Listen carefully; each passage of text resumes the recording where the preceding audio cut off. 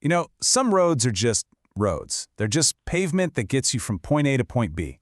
But then there are roads that feel like places themselves. They're like arteries, carrying memories and stories and, well, something else entirely. Today, we're taking a drive down Highway 61. It's a stretch of asphalt that cuts right through the heart of the American South, and it has a long, long memory. So, yeah, this isn't just any highway. According to the stories, it's almost something alive. It's a keeper of secrets, where the past just refuses to stay buried. Sure, they call it the Blues Highway or the Great River Road, but for anyone who's driven it in the dead of night, it's known by another name: haunted. And look, the person who put all this together, they didn't set out to collect ghost stories. Their journey started with just one single, totally inexplicable event on a dark piece of road between Memphis and Clarksdale. It was an encounter that turned what was supposed to be a simple research trip into a full-blown paranormal investigation. Okay, so picture this. It's 3 a.m. You're driving completely alone, deep in the Delta, no cell signal for miles. The radio has been nothing but static, but then suddenly it locks onto this beautiful, heartbreaking song you've never heard before. And then, there she is, caught in your headlights, a woman in an old-fashioned white dress, thumb out. Your first instinct is to help, right? But this deeper, more primal part of your brain is just screaming, "Do not stop!" So you keep going. You glance in the rearview mirror, and you watch her step back into the cotton field and just dissolve. And at that exact moment, the radio cuts back to static. Chills, right? Now you'd think, okay, I was tired, I was seeing things. But no. When our author mentioned this to the hotel clerk the next morning, the clerk wasn't even surprised. She just nodded, like it was the most normal thing in the world. This wasn't some unique hallucination. It was just the latest story to add to a logbook of ghosts that goes back generations. So that personal story? It's really the gateway to the highway's most famous legend of all. This is our first big stop, the mythological heart of the entire Delta, the Crossroads. This is a place where they say the veil between our world and the next one is paper thin. The legend is absolutely iconic. The story goes that a young, pretty mediocre musician named Robert Johnson disappeared for a little while. When he came back, he was a virtuoso. Otherworldly good. And the whispers started almost right away. He must have made a deal down at the Crossroads, trading his soul for a talent that just didn't seem human. And don't think this is just some old folktale. People today, right now, still report hearing things. Take this account from a guy named Elijah, a trucker who drove this route for 40 years. He pulled over late one night, nobody for miles around, and he just hears this guitar. He said it was the most beautiful, mournful blues he'd ever heard. It just hung there in the air, followed him for a few minutes, and then faded into nothing. It seems like the Crossroads is still playing its song. But it's not all myths and legends.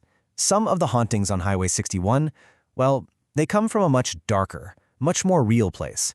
They're rooted in a history of incredible suffering that has left a deep psychic scar on the land itself. You see this with the old southern plantations along the highway. There are two completely different realities there. On the surface, what you see is the facade, these grand, beautiful old houses, the perfectly manicured lawns. But the foundation? The very thing these places were built on, it was unimaginable pain and suffering. And that kind of intense, prolonged misery, it doesn't just go away. It seeps into the walls, the floors, the very soil. And sometimes, that sorrow, you can still hear it. A tour guide shared this story anonymously. She was leading a group through the old slave quarters when everyone just stopped. They all heard it. A sound of pure, ancient grief. It wasn't human, she said. It was guttural, coming from the building itself. Like the pain was so deep, it had become a part of the actual structure. And some of that suffering, you can actually put a number on it. 47. For 47 straight days during the Civil War, the city of Vicksburg was a living hell. A relentless siege that created this pressure cooker of fear, starvation, and death on a scale that's hard to even wrap your head around. An event like that leaves an energy behind. It has to. And the people who work at the Vicksburg National Military Park today, well, they'll tell you the echoes of that siege are still around. One of the park rangers says it's almost a common occurrence. You'll see a soldier in the distance, clear as day. You blink, and he's just gone. Happens so often, you just get used to it. It's like the soldiers of Vicksburg are still fighting their war. So as you can see, it's not just one type of ghost we're talking about here. The road is this incredible tapestry, woven together from all these different spectral threads. Every single one is a different story, a different kind of spirit. You hear this a lot from truckers, stories of phantom vehicles, headlights that just appear out of nowhere in your rear view. An old car from the 50s will start tailgating you really aggressively for miles and miles, and then, poof, it just vanishes into the fog. No turnoff, no brake lights, nothing, just gone. And then, of course, there's the music. The sound of a phantom slide guitar or maybe a harmonica, just drifting out of an old abandoned juke joint.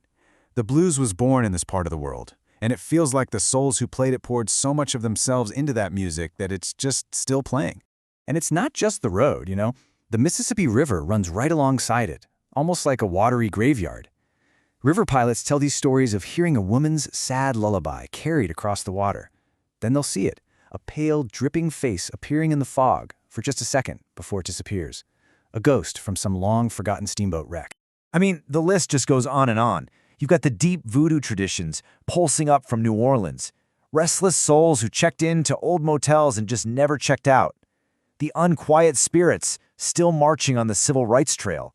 You have the wail of a phantom train whistle on tracks that aren't even there anymore, and the chilling cries heard from a place in Natchez called the Devil's Punch Bowl. So when you pull all these threads together, the hitchhiker, the soldier, the musician, all of it, you start to realize they're all pointing to one single unifying idea, a central truth that is both incredibly simple and absolutely chilling. The road remembers everything. Every deal made at a dark crossroads, every life lost on a battlefield, every soul poured into a song in some smoky juke joint. It holds on to these people, these moments, these intense emotions. Nothing is ever really lost.